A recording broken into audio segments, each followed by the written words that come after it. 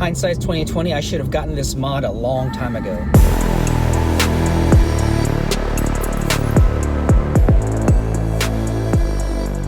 Hey, welcome back to the channel. I was going to say, you know, Armin, it's time to do an install video, but this install was so easy and took maybe 20-30 minutes if I was, and that's just really going slow, taking my time. I was done before I even got the camera out. This is the Elite Engineering standard catch cannon. First thing I did was just moving these heater hoses out of the way. I unplugged this sensor so I can get to these, I don't know if you can see it, but to these two connections down here. One here, that one, and this one. And you just pull that plastic tube that's stock and you replace it with these rubber hoses that are sent with the package for the catch can, with the clamps that are included as well. The clamps look like this. Then you just, you know, thread the hoses, however works best for you, to the catch can. The first things I did includes the L bracket. I just mounted it here. There's an open screw hole here, and they provide the bolt, the washer, and the fittings to install this. And it fits nice, open area, easy to access if you want to inspect it. And that's pretty much it. And you put these fitments in, not much to it. Let's show you what it looks like after about 500 miles of driving. It's just an estimate, I'm just taking a guess. I drive a lot, so it's my daily driver. Ooh, yeah. 500 miles. Yeah, there you go.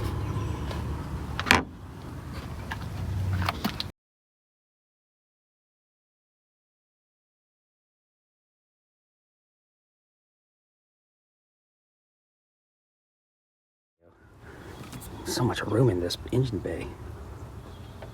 Good lord.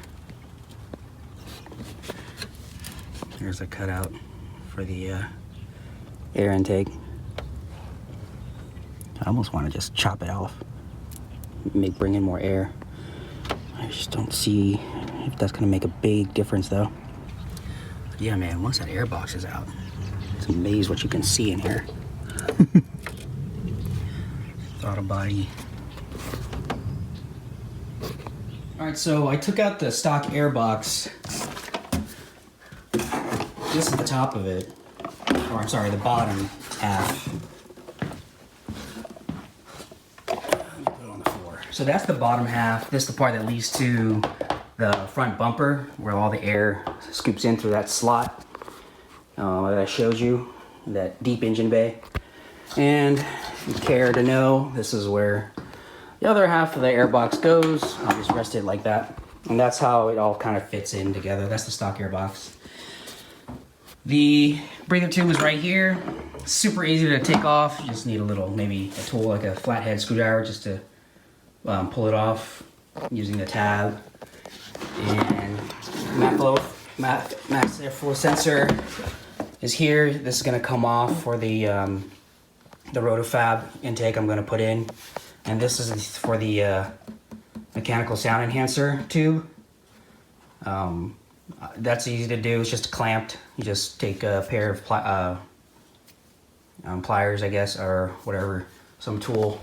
I took my Craftsman Robo Grip and just squeeze the clamps loose, and I was able to pull this off. Took a little bit of wrenching around.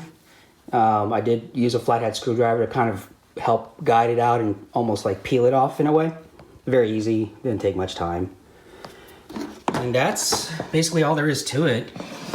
You know, I'm gonna take these off, I think. I have to read the instructions, and this will be reused. So let's get to it. This is the clamp for that's a 7mm bolt there that you just use a wrench, socket wrench for. And it doesn't take much effort. Just pull that off the throttle body while you're taking out the airbox. The sensor, Maf Sensor sensor should come off first. Can't talk today. And this should come off first, so it's not, you know, giving you too much resistance before you pull this off, obviously. These were held down by some bolts. That's where the 10mm socket wrench comes in handy, there. And then inside is the the Torx 30 bolt that you just use to loosen up. All right, let's take a look at the engine bay again. So again, that's the throttle body. This is the mechanical sound enhancer, mass airflow sensor. That's where the stock box was. This is where the nuts were holding down the box on the top side, right here, and right there. And then that's where the Torx 30 bolt was attached, was screwed to. So I took off the Maf Sensor here, and it's really just clamps that are holding it together. Now you gotta be delicate with this because you don't want to touch the insides of this. So put that somewhere where you won't knock it over and damage them. All right, you're gonna take the rubber coupler from the stock airbox. I pull it off the Maf sensor. Make sure you just loosen it with the 7mm socket wrench. Create enough gap between the rubber and the clamp. When you first take it off, it's gonna be aligned something like this with that rubber tab and the clamp head here. The instructions say this needs to be opposite. The clamp needs to be opposite of this rubber tab and lined up with a line that you will find less than an inch away from one of the brass fittings. It's hard to see on camera, but it is there. It's like a scratch mark. Okay, so this needs to be opposite of this rubber tab first. So you have this piece here that needs to come off this rubber anchor, and basically just flip it around like so. Anchor, this rubber anchor here. There we go, pretty straightforward. Now it's in here. I just flip the ring over.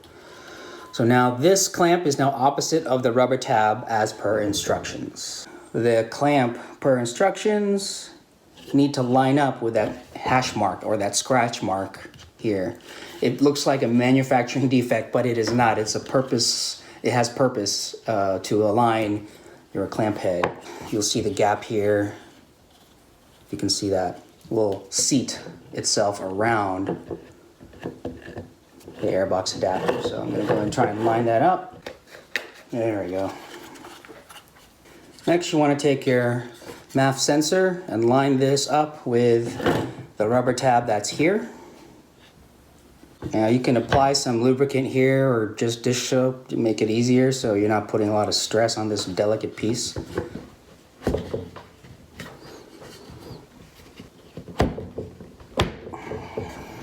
There we go.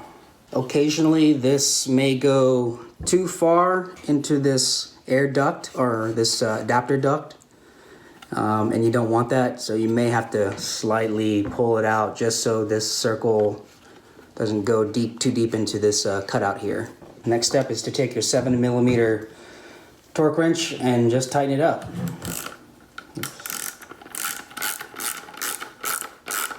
Next step is to locate the flange.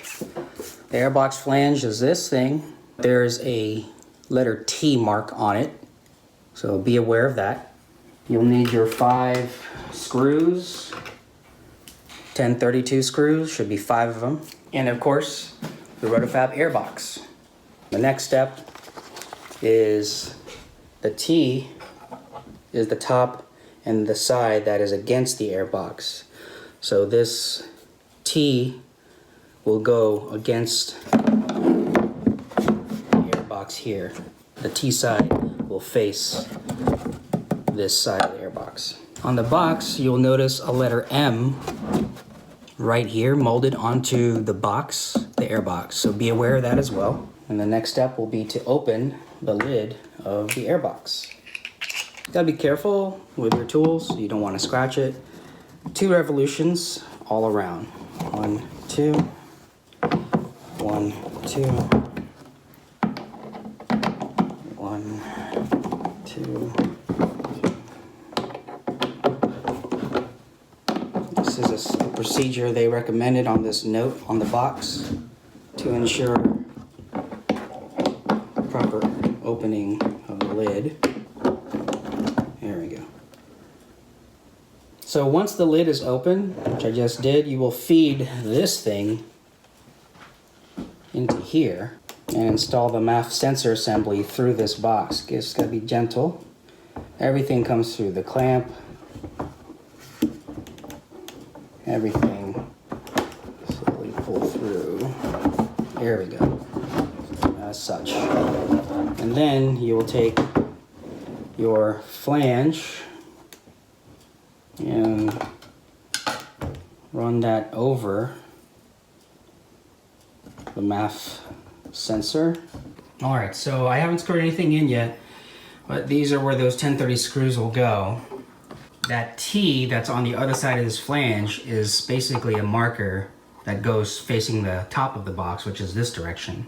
This Maf sensor will be facing in this direction, where the electrical connector that you disconnected earlier in your car connects. It's good practice not to tighten the screws all just yet. I like to get them seated first before I give it a good tightening. All right, so the flange and the Maf sensor and the couplers are all in place. I tighten them down. Don't want to over tighten, just nice and snug. I snugged the 7mm bolt already to the clamp of the rubber coupler. This is right where the M is that I mentioned earlier, and the clamp head is just kind of below that, maybe about 1 inch, maybe less.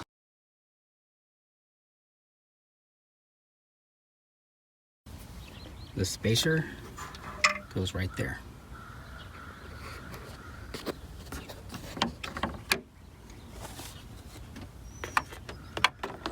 The heat shield will rest on the frame rail of the car.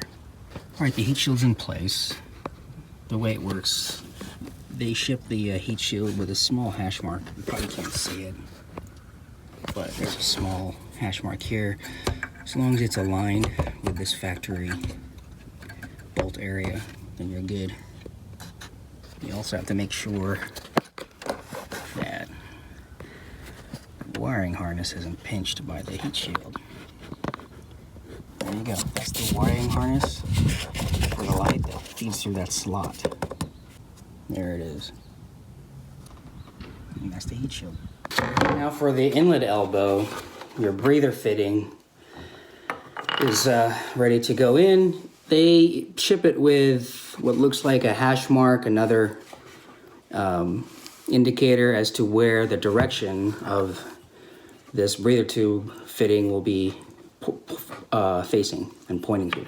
So it is tapered, so eventually you'll feel it like it's gonna push against you and won't screw any further and starts to bottom out. Once you get to that point, be 1 more revolution and that's it. So something like that. Okay? Alright, I dropped the airbox into the car. Let's see, the light wiring harness is still there. Roto-Fab supplies that to go onto the factory stud and the bolt to go to the factory hole to secure the box in place. So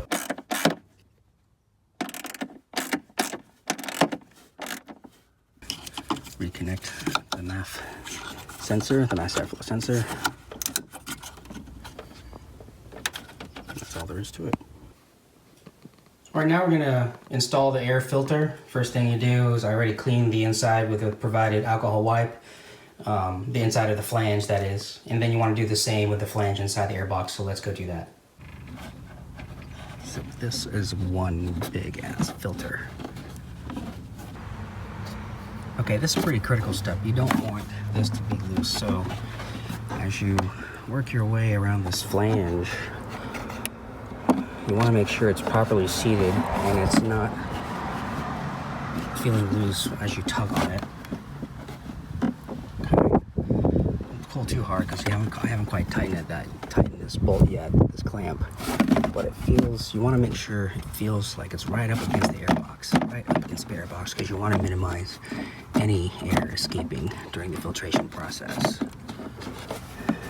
So let me go ahead and give it another pull, and then I'll tighten it down. Okay, this part was pretty easy. We got the hose hump coupler, the other coupler here. Make sure you position the clamps first in place before you start tightening anything. Those clamps go first before you put the elbow on. I tightened this already. I tightened the throttle body one. These are still loose until I know this is aligned the way I want it. First, I gotta take off this stock clamp, replace it with the one Roto-Fab sent me, so I'm gonna do that now. So I've tightened the clamps. Throttle body clamps look good. Routed the breather hose that was supplied by Roto-Fab behind the throttle body, under all the wires and cables. Breather tube to the chrome connection tip right there. Made sure there were no bends or kinks, and it doesn't interfere with the serpentine belt. So, last step is to remove this, screw it in place, and we are done.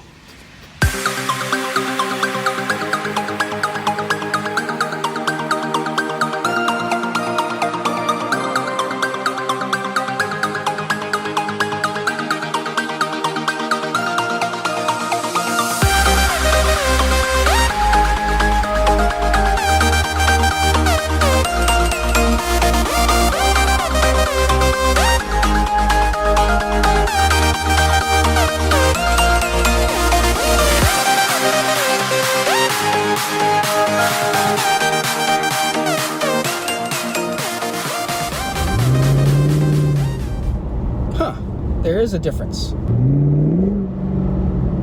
but I can hear it breathe up front a little bit better. It does sound good up front.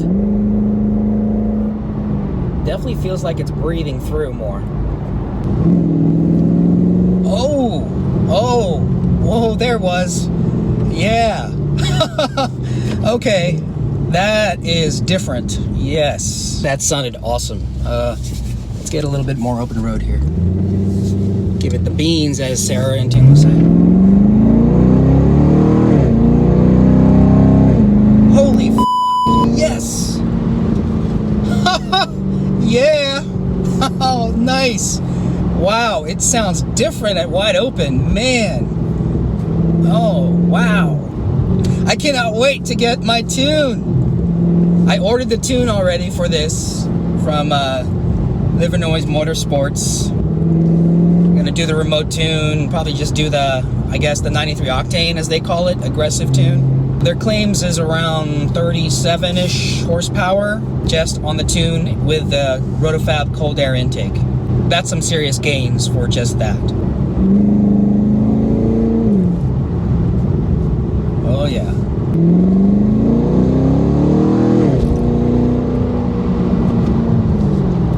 Yes. I'll probably get used to this probably in a couple of days and I won't notice it anymore. But yes, this is the first 5-6 minutes of driving it. I can definitely hear it. You know, the car's warmed up now, so it's more, you know, it's more consistent and totally worth every penny. So if you have any doubts about getting a cold air intake, it's like preaching to the choir. I think everybody wouldn't mind doing that to any car, especially this LS3 motor. Do it, man. Get the cold air. Start somewhere. It's an easy bolt-on. Without a tune, claims are around 10 horsepower. Not gonna really feel that.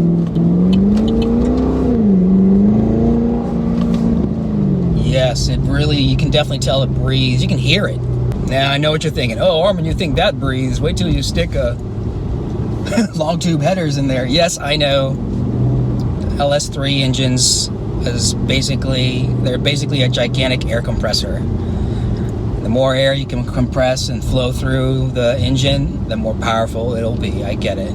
I hope you enjoyed this video. There's a lot of information on this upgrade. It's an easy bolt-on. There's a great video by Roto-Fab. That's what I used primarily to do this install, and some of the instructions, of course, provided by Roto-Fab. I highly recommend it, and enjoy, man. Enjoy this install.